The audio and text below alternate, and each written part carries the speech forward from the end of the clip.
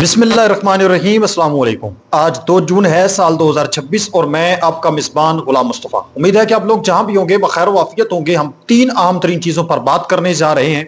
America का Iran के खिलाफ फौजी ऑपरेशन। दूसरे नंबर पर हम बात करेंगे कि जो मुश्तबा खामनाई साहब के वालिद हैं, जो कि हालिया सुप्रीम लीडर हैं मुश्तबा खामनाई, इनके जो वालिद थे साबका सुप्रीम लीडर ईरान के आयतुल्लाह अली खामनाई, उनका नमाज जनाजा अभी तक अदा नहीं हो सका। 28 फरवरी 2026 को वो शहीद हुए थे, जो अमेरिका और इजराइल की जानब से एक मुश्तरका सतह पर ईरान के ऊपर अटैक हुआ था। तकरीबन 3 महीने हो चुके हैं उनकी शहादत को। तो अब उनकी जो तदफीन है, उनको जब दफन किया जाना है, इस हवाले से जगह का और तारीख का तयन जो है वो कर लिया गया है। बड़ी अहम तरीन ये खबर है, क्योंकि काफ़ी ज़्यादा लोग अब तक ये सवाल उठा रहे थे। यहाँ तक भी कुछ लोग ये कह रहे थे कि शायद वो जिंदा हैं, इस वजह से अभी तक उनका जनाजा नहीं हुआ।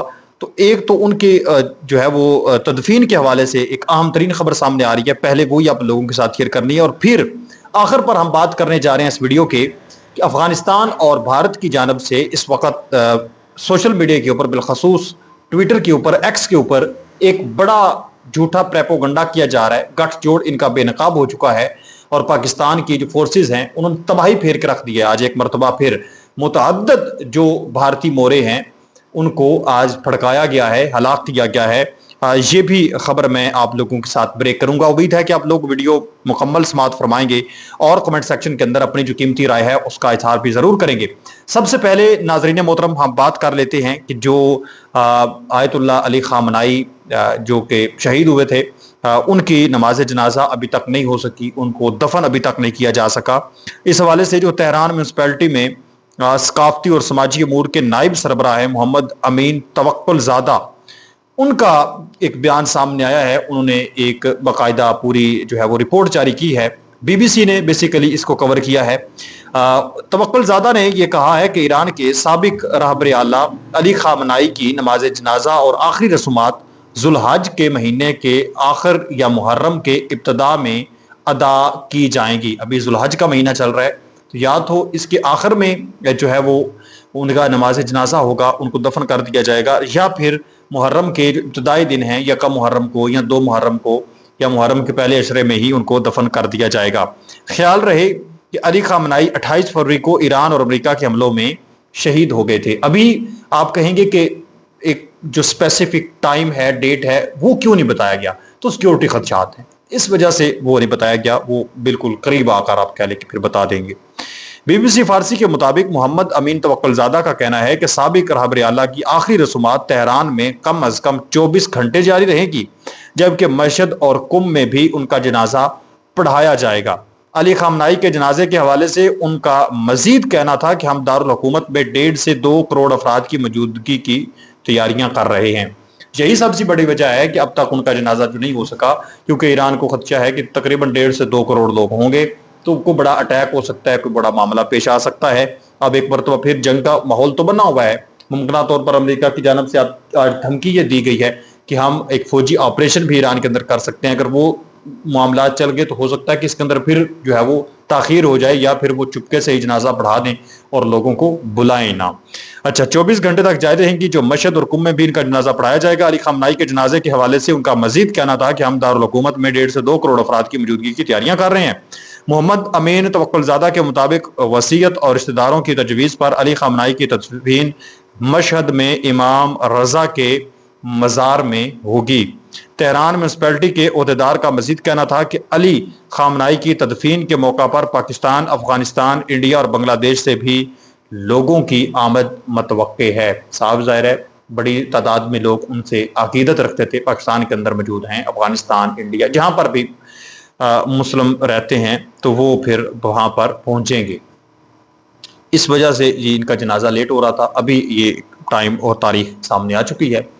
अब इस पर आपकी क्या राय मुझे ज़रूर बताएं। दूसरी तरफ नाज़रीन मोहतरम, जो अमेरिका के वज़ीर ख़ारजा हैं मार्को रूबियो, आज उन्होंने एक बड़ी लंबी चौड़ी प्रेस कॉन्फ्रेंस की है। ईरान अमेरिका जंग को लेकर ही बुनियादी तौर पर ये उनकी रही है। आम तरीन कुछ उन्होंने स्टेटमेंट्स जारी किए हैं। सबसे पहले ये आप समाअत फरमाएं, उसके बाद फिर हम बात करेंगे जो अमेरिका और अफगानिस्तान की जानब से इस वक्त सोशल मीडिया पर पाकिस्तान के खिलाफ एक प्रेपोगंडा किया जा रहा है। اور پھر پاکستان نے جو آج تباہی مچائی ہے وہ بھی میں آپ لوگوں کے ساتھ شیئر کروں گا۔ امریکی وزیر خارجہ مارکو روبیو نے ایران اور عمان کے حوالے سے آبنائے ہرمز میں تجارتی جہازوں پر ٹیکس یا فیس عائد کرنے کی ایرانی کوششوں پر سخت ترین موقف اپنایا ہے۔ عمان اور ایران کا منصوبہ ناقابل قبول کہا گیا ہے۔ ٹولنگ سسٹم کی مخالفت کی گئی ہے۔ مارکو روبیو نے صحافیوں اور پریس کانفرنس میں واضح کیا کہ ایران عمان کو اپنے ساتھ ملا کر آبنائے ہرمز سے گزرنے والے بحری جہازوں پر ایک ٹولنگ سسٹم نافذ کرنے کی کوشش کر رہا ہے۔ عالمی تجارتی قانون کی یہ خلاف ورزی ہے۔ انہوں نے اس ایرانی منصوبے کو غیر قانونی اور مکمل طور پر ناقابل قبول قرار دیا ہے۔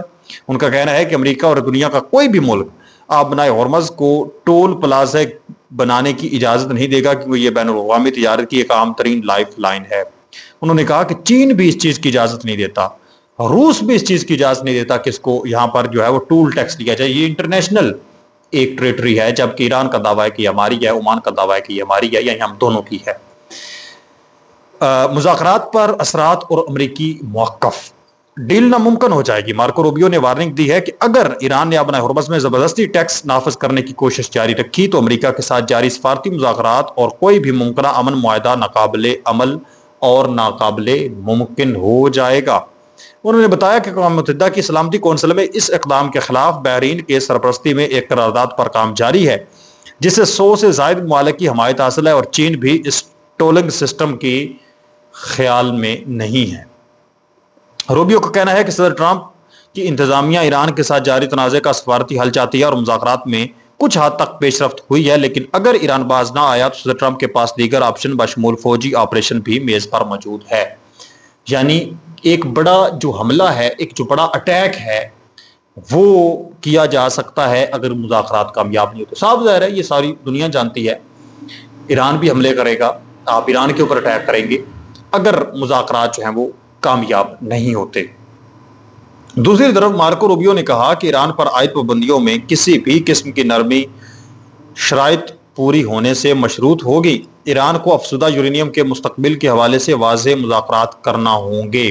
پابندیوں میں ممکنہ نرمی ایران کی جانب سے طے شدہ شرائط اور وعدوں کی تکمیل سے مشروط ہوگی۔ افزودہ یورینیم کے معاملے پر شفاف اور واضح موقف اختیار کرنا ایران کے لیے ضروری ہے۔ افزودہ یورینیم کو لے کر ایک مرتبہ پھر امریکہ کی جانب سے سوال اٹھائے گئے ہیں۔ امریکہ کے سیم وہی مطالبات ہیں جو ایران نے پہلے دن سے کہا ہوا ہے کہ ان کے اوپر ہم کمپرومائز نہیں کر سکتے۔ اگر ایران نے کمپرومائز کرنا تھا تو پھر اس کو اپنا سپریم لیڈر کی جو ہے وہ آپ کہہ لیں کہ جان دینے کی کیا ضرورت تھی۔